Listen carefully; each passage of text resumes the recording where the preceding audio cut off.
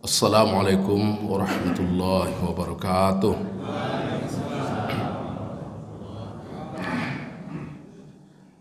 Innal hamdalillah alladzi nahmaduhu wa nasta'inuhu wa nastaghfiruh. Asyhadu an la ilaha illallah wahdahu la syarikalah wa asyhadu anna sayyidina Muhammadan abduhu wa rasuluh. Allahumma salli wa sallim ala Muhammad wa ala alihi wa ashabihi ajma'in. Wa ba'du, qala Allah Ta'ala subhanaka la ilma lana illa ma 'allamtana innaka antal alimul hakim. Shadaqallahul azim. Ketua dan seluruh kepengurusan masjid beserta panitia kegiatan Ramadan yang sama-sama kita muliakan, Bapak RW kita, Bapak RT, para alim ulama, orang-orang tua kami yang kami muliakan, bapak-bapak, ibu-ibu jamaah subuh yang saya muliakan. Alhamdulillah Rabbil Alamin, subuh ini terpilih kita sebagai orang yang terbaik di lingkungan kita ini, di mana Allah mengundang kita menjadi tamunya. Sebuah penghargaan luar biasa dari Allah bagi kita orang beriman ini, karena bisa kita bayangkan menjadi tamu Allah jauh lebih mulia daripada tamu sang raja, karena sehebat-hebat raja tidak akan bisa menandingi hebatnya Allah. Maka syukurlah kita masih tergolong kita orang yang dapat undangan dari Allah untuk ikut memakmurkan rumahnya ini. Mudah-mudahan hari demi hari kita tetap dapat panggilan dari Allah untuk ikut meramaikan rumah Allah ini, dan semua amal ibadah kita diterima dan diridhai di sisi Allah. Amin ya rabbal alamin. Bapak-bapak, ibu-ibu jamaah yang saya muliakan, kita tetap berbicara tentang sirah nabawi. Kalau pertemuan kita yang lalu kita berbicara tentang kisah Rasulullah Adam alaihissalam, yang saat ini kita berbicara kisah Ibrahim. Kenapa kita langkau? Bukan arti melangkau ini, karena proses kerasulan itu semua ada dicatat dalam Al-Quran, tapi ada yang banyak catatannya, ada yang sedikit. Salah satu yang banyak itu adalah Ibrahim. Adam banyak dimukilkan, Nuh ada juga, agak lumayan, cuma lebih banyak kisah Ibrahim. Kisah Ibrahim ini mulai dari surah Al-An'am, itu sudah nikulkan Allah Subhanahu wa taala, di mana tersebut di surah Al-An'am, wa idz qala Ibrahimu li abihi Azar itu nama ayahnya. Ingatlah seketika Ibrahim bicara kepada ayahnya yang bernama Azar, kata Allah, atattakhidhu asnama ilaha, apakah kalian tetap menyembah berhala? Ditanya Ibrahim ayahnya. Salahkah menanya kepada ayah? Tidak salah. Yang salah itu durhaka pada ayah, itu yang salah. Ibrahim tidak durhaka dia. Saking tidak durhakanya, kafirnya ayah dia meninggal, dia doakan Rabbi ghfirli wali walidayya. Coba bayangkan itu, bagaimana sayangnya Ibrahim itu kepada ayahnya. Kafir ayahnya didoakannya. Udah jelas doa orang beriman kepada orang kafir tidak diterima, tapi ternyata Ibrahim sebagai bukti rasa sayangnya dia doakan juga ayahnya. Jadi makanya apakah Ibrahim orang durhaka? Tidak, dia orang yang paling sayang dengan orang tua. Kemudian Ibrahim berkata, araka wa qaumak fi dhalalim mubin, aku lihat kalian ini semua dan kaum-kaum ini semuanya sudah tergolong orang sesat ini, kata Ibrahim. Wa kadzalika nuriya Ibrahim malakutas samawati wal ard wa liyakuna minal muqinin. Demikianlah Allah perlihatkan kepada Ibrahim penguasa langit dan penguasa bumi, untuk meyakinkan dia. Jadi Ibrahim ini belajar dari penciptaan langit dan bumi untuk berakidah. Inilah yang digambarkan Allah dalam Al-Quran. Inna fi khalqis samawati wal ard wa ikhtilafil laili wan nahar la ayatil liulil albab. Sesungguhnya penciptaan langit dan bumi, terjadinya siang dan malam, itu sudah cukup bukti bagi kita orang yang punya otak mengimani Allah. Makanya kalau ada orang sudah dikasih akal, dikasih pikiran, ternyata sudah dia lihat siang malam, dia lihat semua bumi ini, tidak juga beriman, itu tak punya otak itu. Tak punya otak. Karena Allah sudah ingatkan, bagi orang yang punya otak, asal punya otak berarti cukup dia lihat adanya penciptaan langit dan bumi, adanya siang malam, udah cukup itu kata Allah, tidak perlu payah-payah. Makanya untuk meyakinkan kita benar demikian, dinukilkan Allah kisah Ibrahim mencari Allah ini, mencari tauhid yang benar ini. Jadi di surah Al-An'am ini rinci ini dijelaskan oleh Allah. Falamma janna alaihi al-lail ra'a kaukabah. Seketika malam sudah gelap, Ibrahim itu melihat bintang. Apa kata Ibrahim? Qala hadha rabbi. Ibrahim ini ngomong, bintang inilah mungkin Tuhanku, kata dia. Dia lihat bintang gemerlapan. Dia mengatakan ini mungkin Tuhanku, kata dia. Tiba-tiba kata Allah, apa yang terjadi? Falamma afala qala la uhibbul afilin. Seketika sudah siang hari, tenggelamlah ini bintang, mana ada yang nampak lagi. Dia pun berkata, aku tak suka menengok yang mau hilang, kata dia. Ini tidak benar ini Tuhan. Itulah bahasa dia. Falamma ra'al qamara bazighan qala hadha rabbi. Seketika dia lihat pula bulan terangnya tidak tanggung, dia berkata hadha rabbi, inilah Tuhanku. Kemudian hilang bulan. Falamma afala qala la illam yahdini rabbi la akunanna minal qaumid dallin.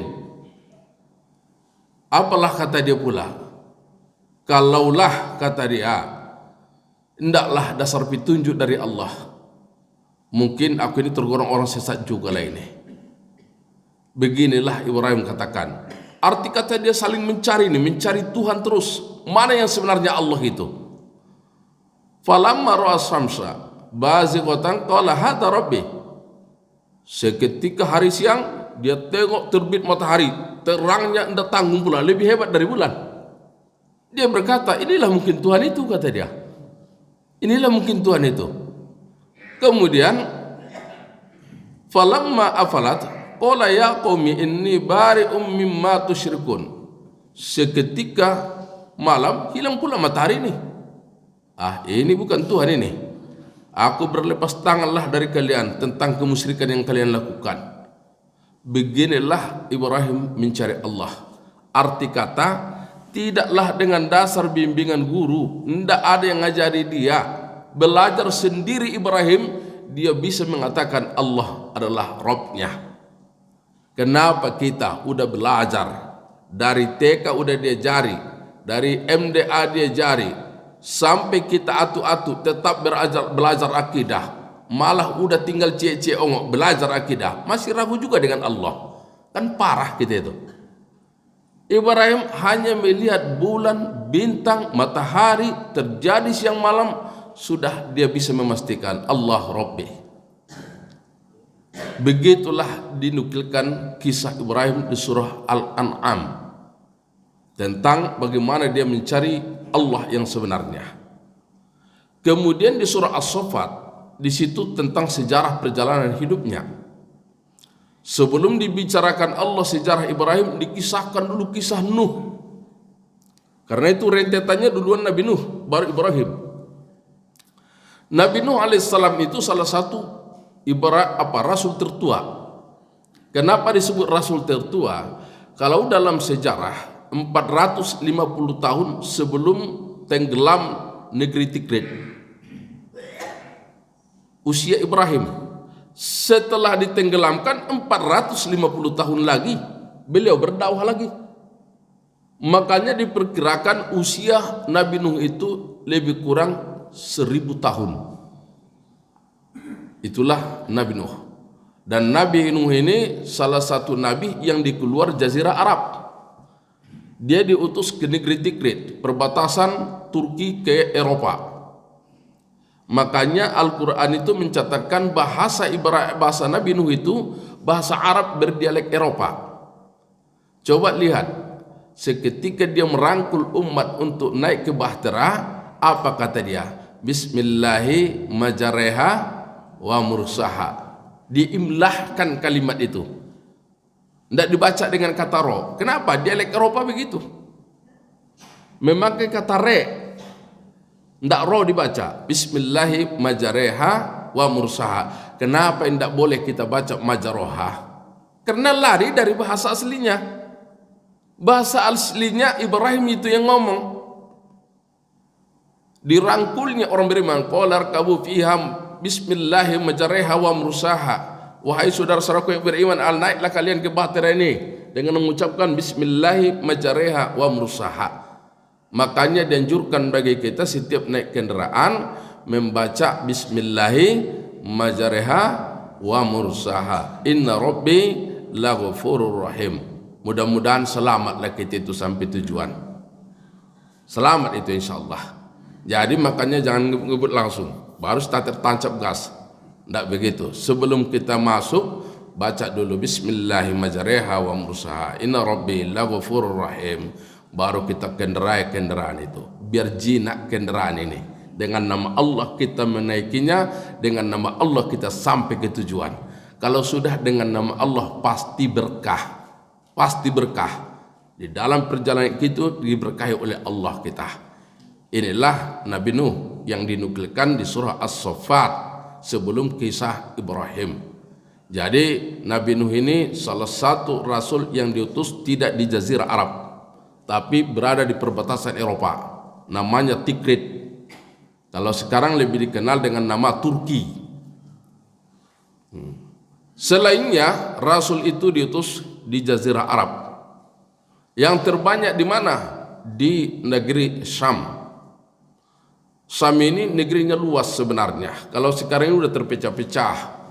Mulai dari Palestina, Yerusalem, Yordan, ini semua daerah Syam. Termasuk Lebanon. Ini semua negeri Syam ini.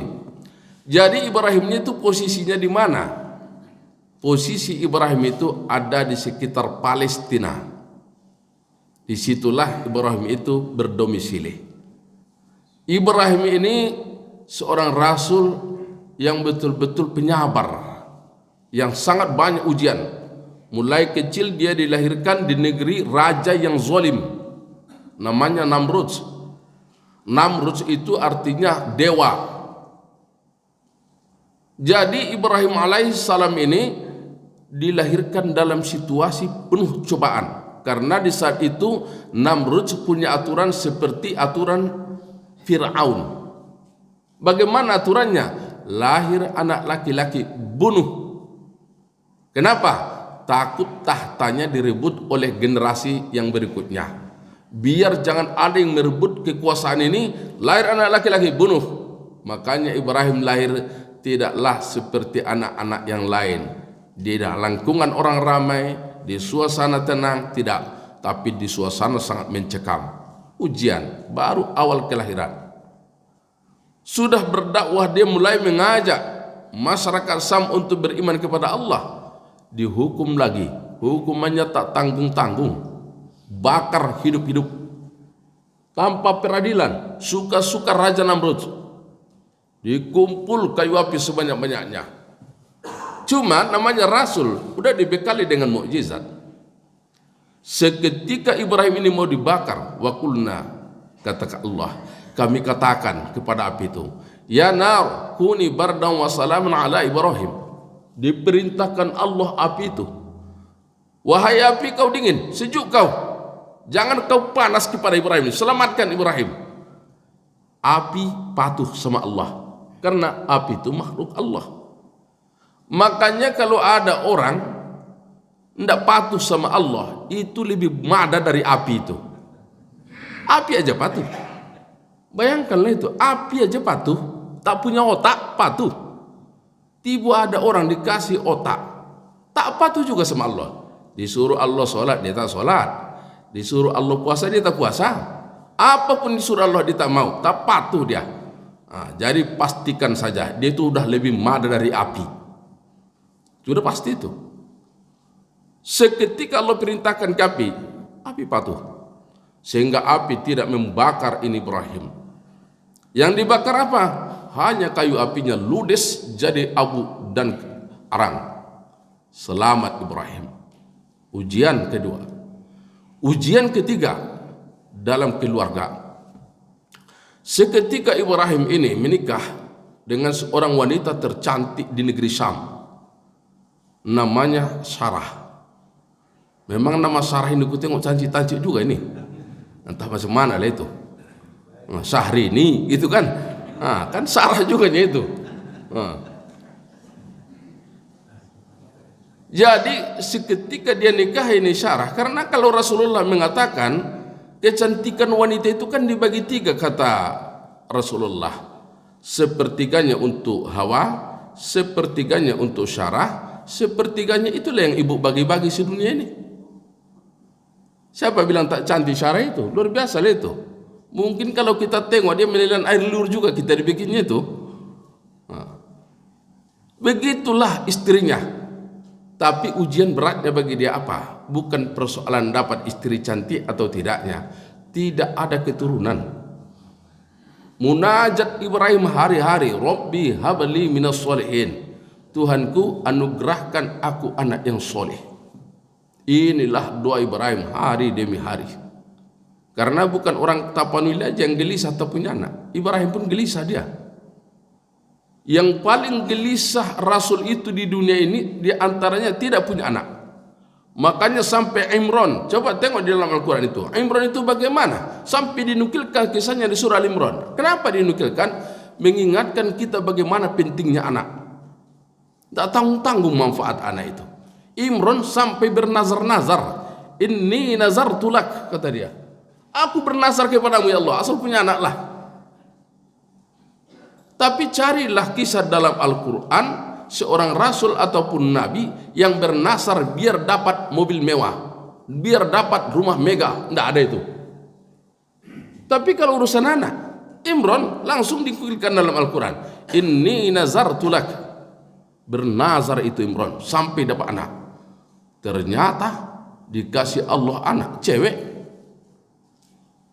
Diprotes Imran. Manalah sama anak laki-laki dengan anak perempuan, kata dia. Tidak dibalas oleh Allah lagi. Kenapa? Udah dikasih, protes lagi kata Allah kan. Ini minta apa kan udah dikasih jantung, minta hati itu kan. Dikasih hati minta jantung ceritanya. Makanya tidak dijawab Allah. Kita pun demikian. Kalau udah dapat anak laki-laki, alhamdulillah. Tak dapat anak laki-laki, anak perempuan pun jadilah itu. Belum tentu anak laki-laki yang membela kita waktu kita tua. Kadang-kala anak perempuan itu yang membelai kita.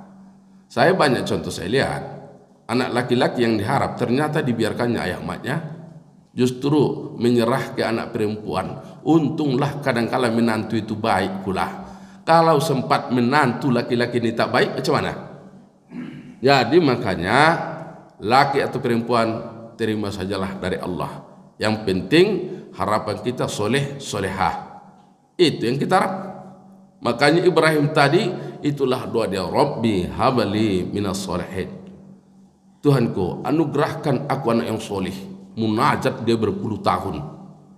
Kalau dalam sejarah diperhitungkan sampai Sarah berusia 90 tahun lebih. Bayangkan itu. Kalau sudah 90 tahun lebih, macam mana model orang?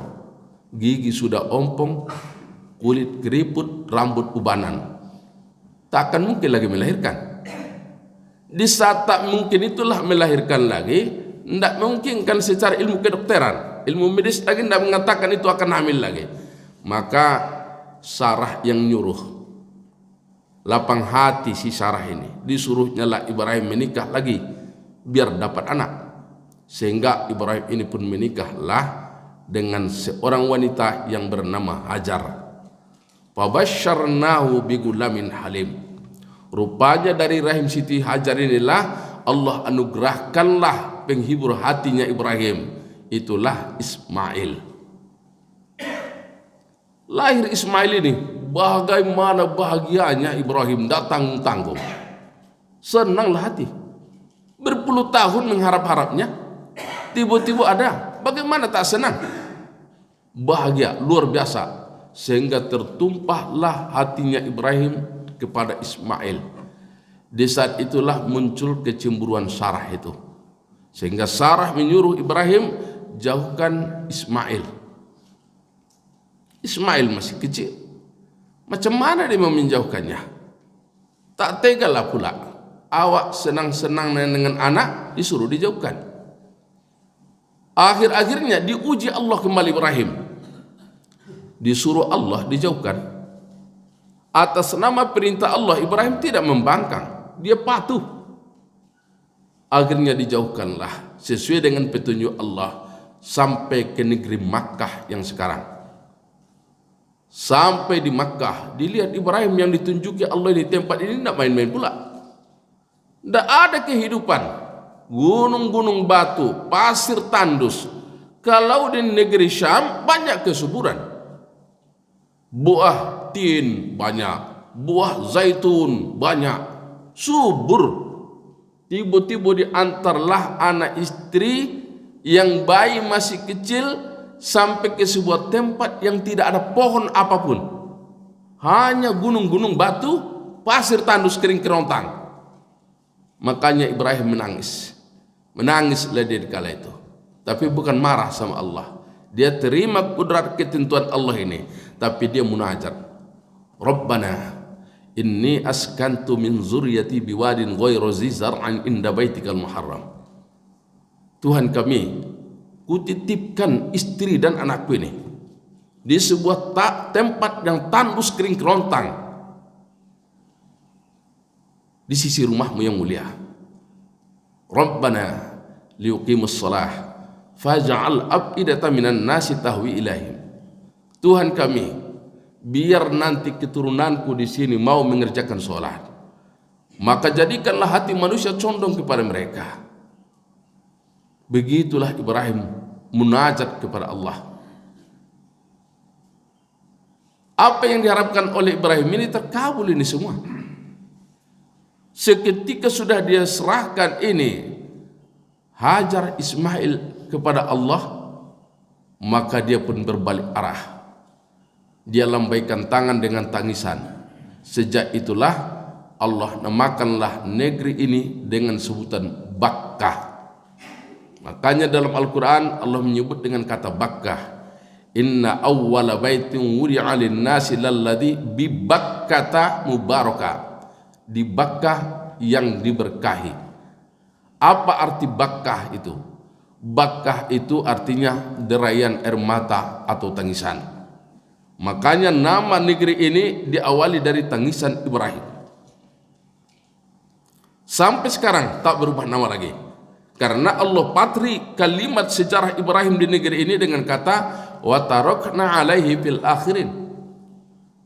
Kami abadikan ini semua sampai akhir zaman. Tidak akan dirubah lagi kata Allah. Allah namailah negeri itu dengan Bakkah. Tempatnya Hajar dan Ismail dititipkan Allah disebut dengan Hijr Ismail. Yang sudah pernah ke sana sudah dia lihat lah ini. Makanya disebutnya waktu meletakkannya inda baitikal muharram, di sisi rumahmu yang mulia. Mana rumah Allah yang mulia itu? Itulah Ka'bah yang kita sebut. Di situ dititipkannya. Kok disebutkannya baitikal muharram? Karena di situ sudah ada pertapakan Ka'bah yang dibangun oleh Adam alaihi salam. Cuma Ka'bahnya sudah runtuh dimakan usia. Dan di tempat pertapakan Ka'bah yang dibangun Adam ini pernah dibangun oleh malaikat Ka'bah. Makanya Ibrahim itu sudah periode ketika membangun Ka'bah.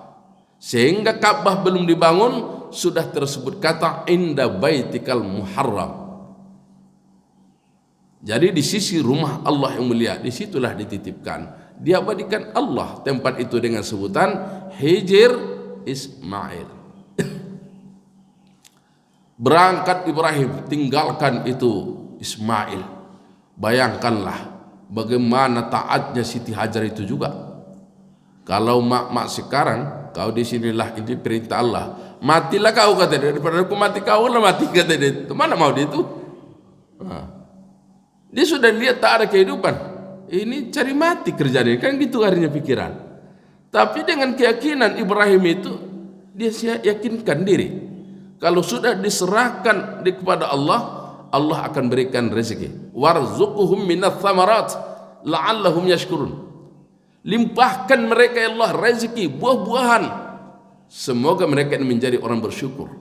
Terkabul tidak doa Ibrahim itu? Terkabul. Wa tarakna alaihi fil akhirin. Doa ini kabulnya sampai akhir zaman. Tidak sampai saat itu aja, tidak, sampai akhir zaman. Makanya coba lihat di Makkah itu, bagaimana rezeki itu melimpah ruah. Uang berputar, entah berapa banyak satu hari di sana lagi. Saya pernah bilang sama polisi Masjidil Haram itu, kalau mau membangun Masjidil Haram ini tanpa uang negara, mudahnya ini saya bilang, taruh saja kota impak setiap jalur masuk. Saya yakin 3 tronton satu hari tidak kurang dapat duit di sini ini, saya bilang. Bagaimana tak dapat duit? Tidak akan mungkin orang lewat tak berimpak. Orang termotivasi di sana berimpak banyak-banyak kan? Kalaulah 1 juta sewaktu sholat masuk ke Masjidil Haram orang, bayangkanlah itu, 1 rial saja 1 orang, 1 juta rial.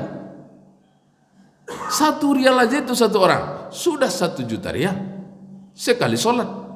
1 juta rial itu berapa duitnya? Entah berapa lagi kita. Apalagi sekarang ini sudah 4.500 1 rial Pak. Balik saya bulan 2 itu sudah 4.500 1 rial. Dan tukaran pernah juga memang 4.400, tapi antara 4.400 4.500 segitulah 1 rial. Kalaulah 1 juta rial berapa duitnya itu? Tidak paham saya itu lagi dah. Berarti 4 miliar lebih ya, 1 waktu sholat. 1 waktu sholat itu, bayangkan. Tapi apalah kata polisi itu raja tak bolehkan dia pelayan 2 tanah suci katanya. Jadi rupanya apapun kekurangan Masjidil Haram, Masjid Nabawi itu tanggung jawab raja. Tidak boleh siapa-siapa yang mengikuti situ, tanggung jawab raja membiayainya. Jadi terlepas daripada pandangan negatif kita kepada anak Raja Salman itu urusan kita lagi tuh. Kalau saya tidak mengatakan dia salah, yang salah itu kita aja. Mau dibikinnya peraturan bagaimanapun tergantung ke kitanya itu. Kita yang melakukan kan gitu. Persoalan kita tadi, Ibrahim itu meninggalkan istri dan anaknya di sebuah tempat yang tidak ada sumber kehidupan, tapi dia yakin kepada Allah. Warzuqhum minats tsamarat, berikan mereka Allah rezeki buah-buahan melimpah ruah. Ternyata kabul doanya itu. Rupanya kalau bertawakal kita kepada Allah, nyerah diri kita kepada Allah, dikabulkan Allahnya doa itu, dikabulkan. Setelah balik Ibrahim ke negeri Syam, bayangkan apa yang dirasakan oleh Hajar dan Ismail itu. Berapalah barang yang bisa dibawa? Yang membawa barang itu hanya onta, bukan tronton. Kalau mobil tronton mungkin bisa lah bertonton dibawa barang makan ini. Ini onta, berapa banyak yang bisa dibawa onta ini? Paling-paling terbawanya 100 kilo, itu udah hebat lah itu. Arti kata hanya bekal ala kadar. Hari demi hari habislah bekal. Setelah habis bekal itulah nampaklah kehebatan Siti Hajar itu. Dia adalah ibu yang penyayang kepada anaknya. Dia tidak ingin anaknya mati sendiri. Kalau mati, mati bersama, tidak apa-apa. Berangkatlah dia meninggalkan Ismail. Dia cari sumber kehidupan. Ketemulah dalam pandangan mata sumber air berkilau di atas bukit Sofa. Naik dia ke bukit Sofa itu. Ternyata jangankan aliran air, setetes air pun tak ada di sana. Hampa hati Siti Hajar itu. Tapi dia tidak menyerah.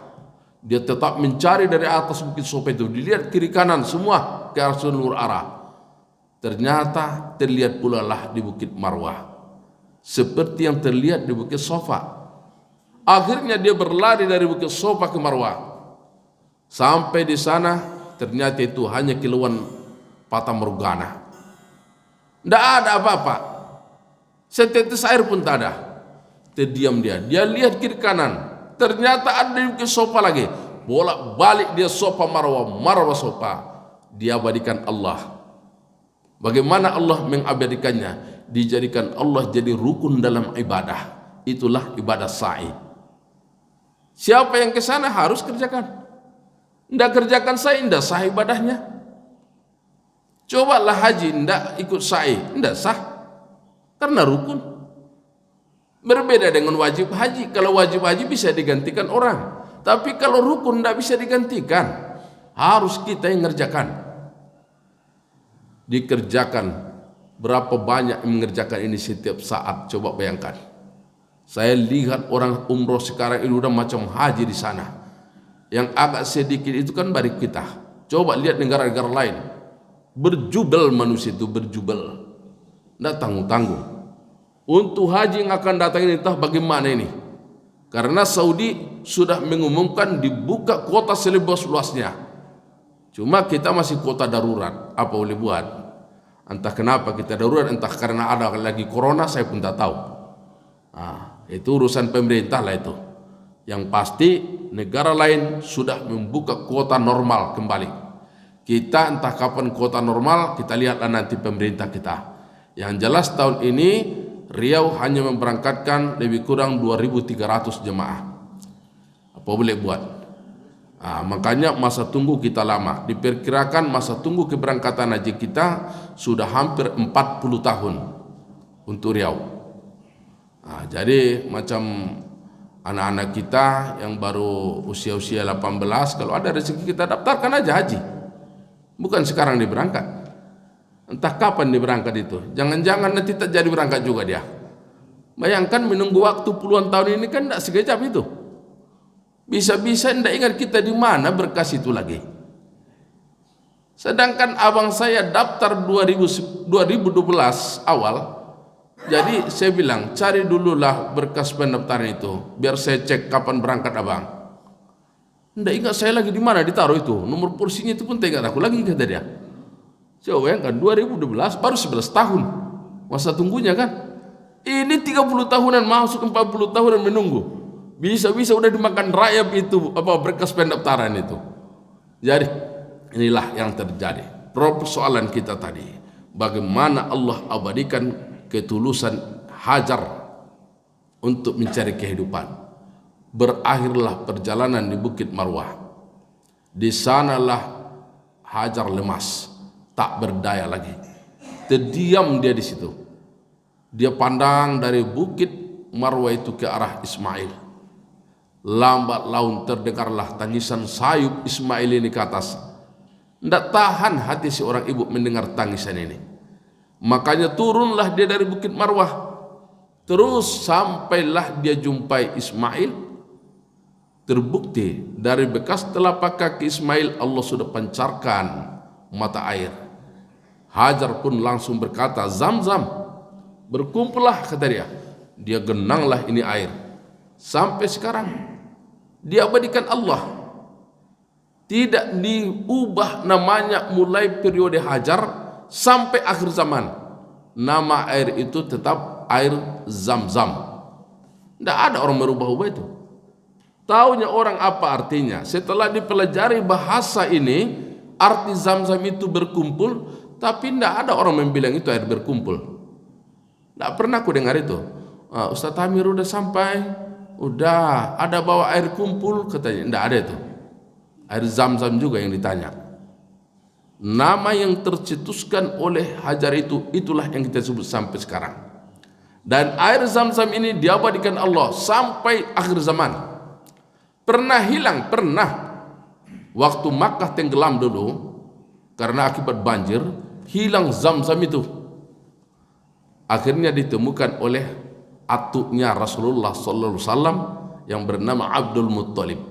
Jadi yang menemukan kembali air Zam-Zam itu adalah atuk Rasulullah. Beliaulah itu menemukannya lewat mimpi. Sampai sekarang Zam-zam tetap bisa kita konsumsi. Kalau kita berangkat ke sana sepuas-puasnya, lantai 1, lantai 2, sampai 3, sampai di puncak Masjidil Haram sudah sekarang dibikin tempat zam-zam, baik untuk fasilitas kita berwudu ataupun untuk minum. Ingin kita yang langsung tanpa proses, langsung kita berangkat ke rumah kelahiran Rasulullah. Di situ ada keran yang disiapkan, yang kerannya langsung ke sumur zam-zam. Jadi kalau kita ke sana itu mau air zam-zam yang langsung dari sumurnya, ambillah di samping rumah Rasulullah. Tapi untuk sementara itu ditutup semuanya. Ini ulah jamaah kita juga ini. Banyak jamaah ini yang syirik. Bagaimana syiriknya? Udah jelas Allah ingatkan, fawalli wajhaka satrul masjidil haram. Solat kita itu kiblatnya ke Masjidil Haram, tapi banyak yang solat menghadap rumah kelahiran Rasulullah. Entah apa-apa itu. Entah siapa yang mengajarkan itu. Solat menghadap rumah kelahiran Rasulullah. Hadis pun tak ada nyuruh, Al-Quran pun tak ada. Tapi itulah perangai jamaah itu, solat menghadap rumah kelahiran Rasulullah itu. Apa tak marah orang Saudi itu? Marahlah pemerintahan Saudi. Akhirnya ditutupnya. Untunglah waktu saya berangkat bulan 1 itu, jamaah kan ingin juga mengambil air banyak-banyak, dibawa galon. Karena penginapan kami di belakang istana raja, mudah kami bawa galon banyak-banyak pergi ke situ, bawa zam-zam itu sampai situ. Dibilang pengawas udah ditutup. Lebih seketek lah. Saya bilang ini perlu sangat, air-airnya dibolehkannya, tapi sekejap kata dia boleh. Masuk kami sekejap, isi semua galon bawa. Jadi saya bilang ini bawalah ke Indonesia. Lulus Ustaz, tidak usah kalian tanya-tanya lagi. Kalau umat Nabi Musa itu dimarahi Allah karena banyak bertanya, ini pun bukan berarti melarang tak bertanya nanti.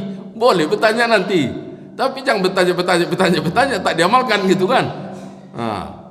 Jadi akhirnya disimpan orang itulah. Macam mana caranya Ustaz? Dibalut di pakaian ihram, tidak usah kalian balut, tenteng aja lah. Macam mana di Jeddah? Biarkan aja lah, pokoknya berangkat aja dulu. Saya bilang nanti saya ngomong di Jeddah. Singkat cerita berangkat, ditenteng air zam-zam ini. Tiba di Jeddah, ditahan dulu sekejap. Sekejap kan tidak apa-apa, kan tidak dibuangnya. Sekejapnya ditahannya, apalah salahnya? Habis udah ditanya sekejap baru saya bilang, itu zam-zam. Jadi kata dia, air tak boleh. Ini bukan air, ini zam-zam, saya bilang. Jadi dia pun senyum-senyum kan. Dibilangnya kan Indonesia banyak ulah, kata dia kan, bawalah kata dia. Saya bilang sama jamaah, usahakan jangan tumpah. Kalian tenteng sampai di pesawat, nanti jaga baik-baik, jangan masukkan ke kabin. Siap Pak Ustaz, berangkat. Alhamdulillah ada yang bawa sampai 5 liter bagai. Selesai juga sampai di Indonesia, 5 liter dari Terepel, 5 liter dia bawa, 10 liter juga zam-zam kan gitu. Ustaz bawa berapa? Tidak banyak-banyak, lebih kurang 25 liternya saya bawa. Ustaz kan wajar-wajar saja lah. Singkat ceritanya, zam-zam yang keluar dari perut bumi ini bukan air biasa. Khairu ma'i ala wajhil ardi ma'uz zam-zam, fihi tu'amut tu'mi wa syifa'us saqam. Sebaik-baik air di muka bumi ini adalah air zam-zam. Dia itu mengenyangkan orang yang lapar, obat segala macam penyakit. Kapan Ustaz rasakan zam-zam obat segala macam penyakit? Keberangkatan umroh bulan 1. Dikala itu saya diserang virus herpes. Kalau ada yang tahu herpes, panasnya tidak tanggung itu Pak, panas perih. Tiba-tiba pas mau berangkat itu, macam manalah awak pakaian ihram nanti ini. Karena kalau udah pakaian ihram kan tak ada lagi alas, hanya kain ihram itu tok kok. Kalau kami yang agak gemu-gemu ini, main latok-latok dibikinnya, ngeri. Ini habislah kaki aku, paha aku nanti ini, saya pikir.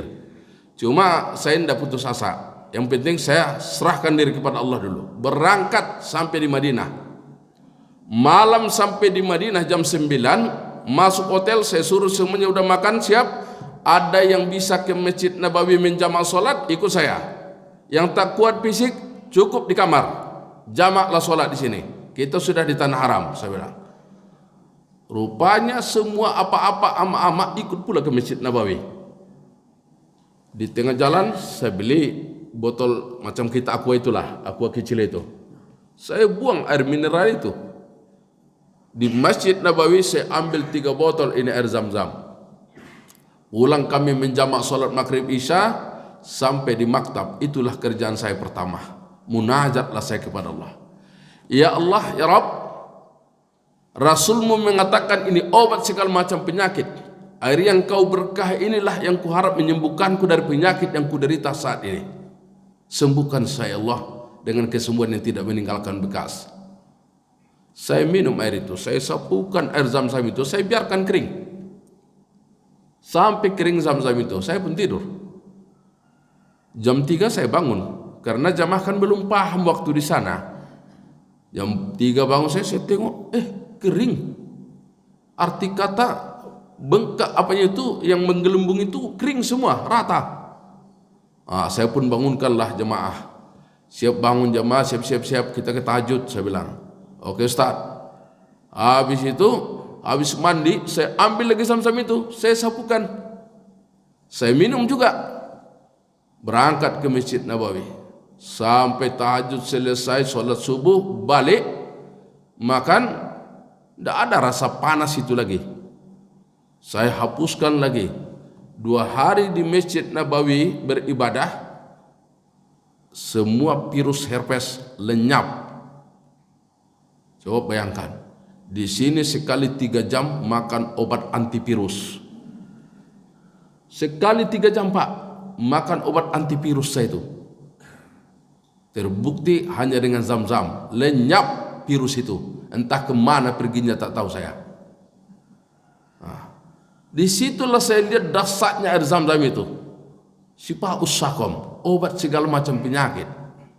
Jadi makanya kalau ada penyakit kita yang aneh-aneh rasa kita, udah macam-macam obat yang dimakan tidak mampan, coba dengan Zam-Zam itu dulu. Yakinkan diri kepada Allah, Dia akan kabulkan doa kita. Ini sudah dijamin Rasulullah. Air yang diberkahi Allah ini Syifaa'us Saqam, obat segala macam penyakit. Kalau mau puas mandinya, jangan pula di sini. Ustaz minta air Zam-Zam 1 ember kan? Macam mana kita dikasih itu? Kalau sini tak ada cerita minta-minta. Sampai di sana mandi mau mandilah. Bisa bawa air itu banyak-banyak. Mandikan di kamar. Jangan pula mandi di hadapan orang ramai.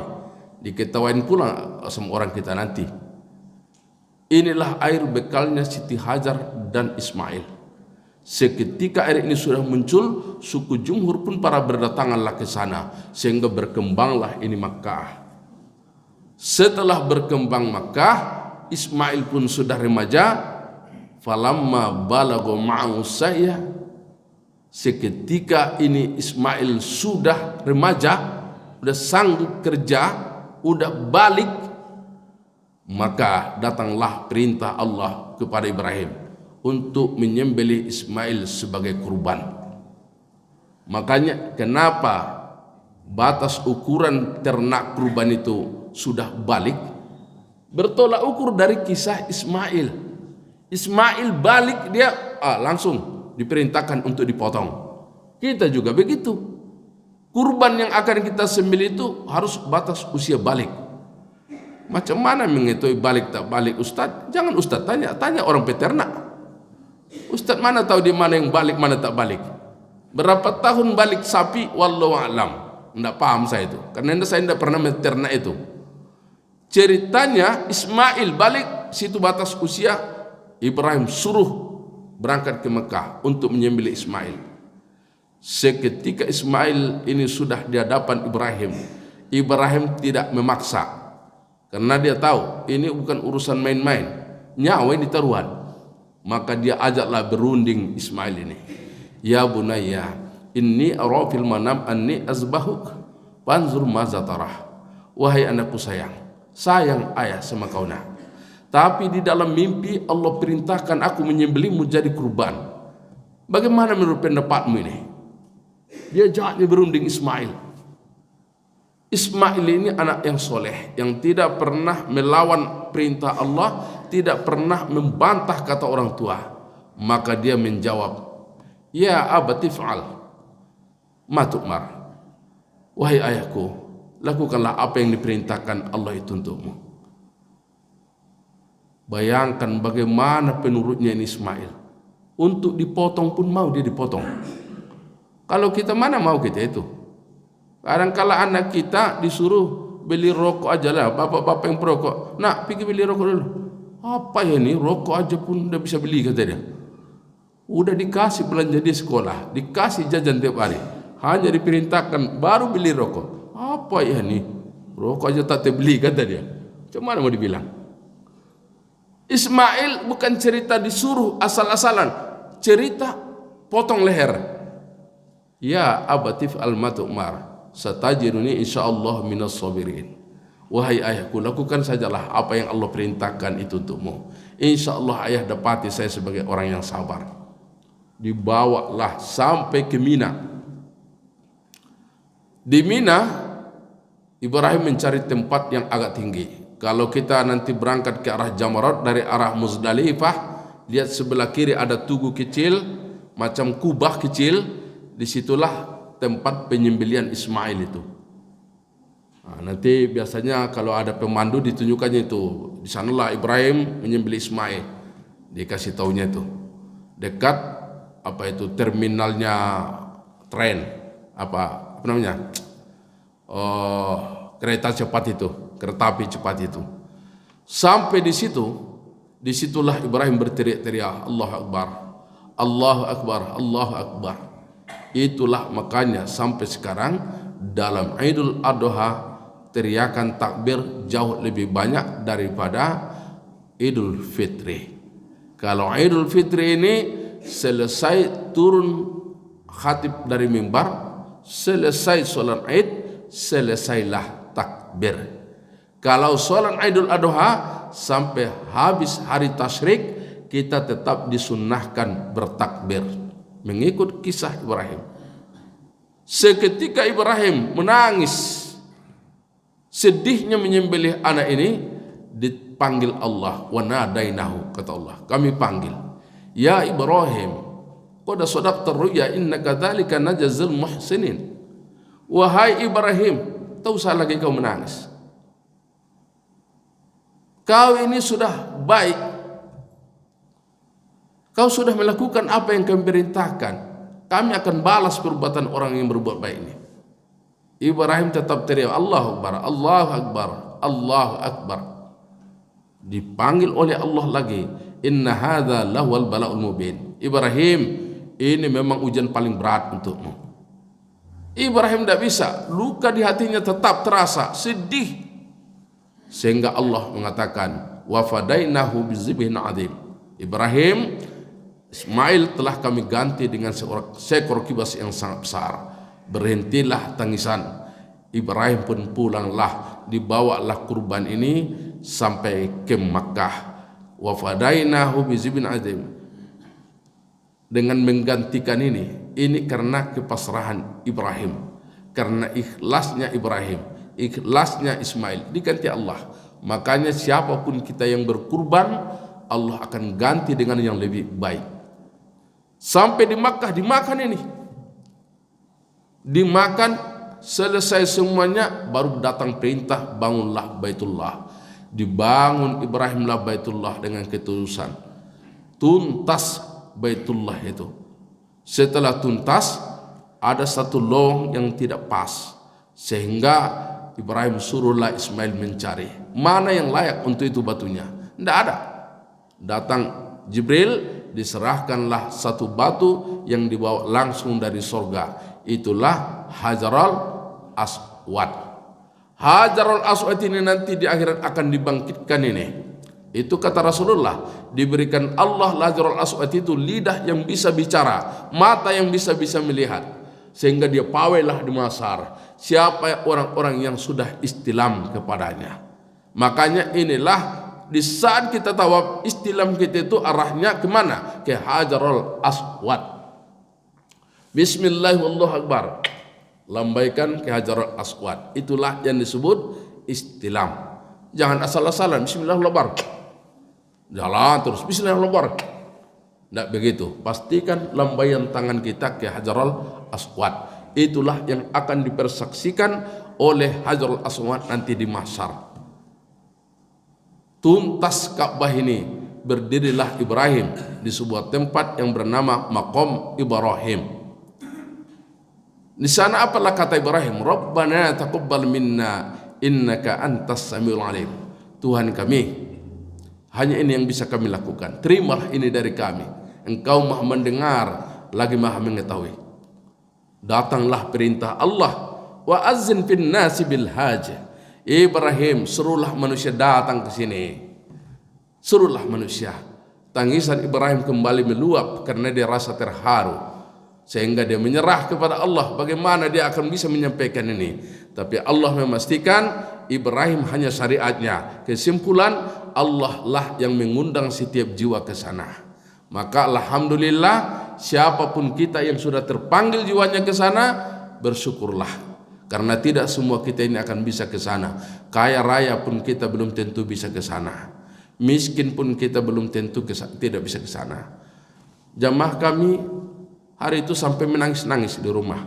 Dia tidak tahu dia sudah terdaftar jemaah umroh. Tidak tahu dia.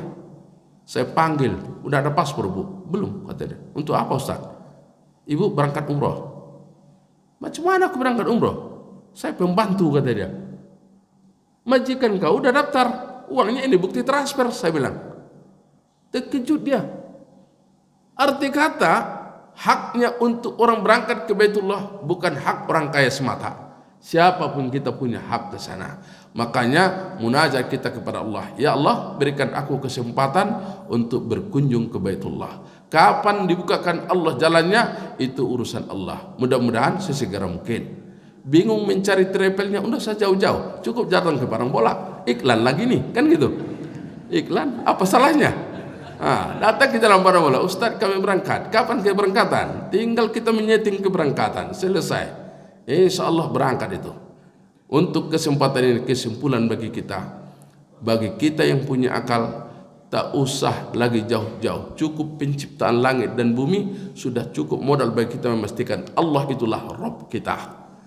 Dan bagi kita yang diuji Allah dengan segala macam ujian, bersabarlah. Karena orang sabar itulah orang yang kuat. Orang sabar itulah orang yang sukses. Orang yang sabar itulah kekasihnya Allah SWT.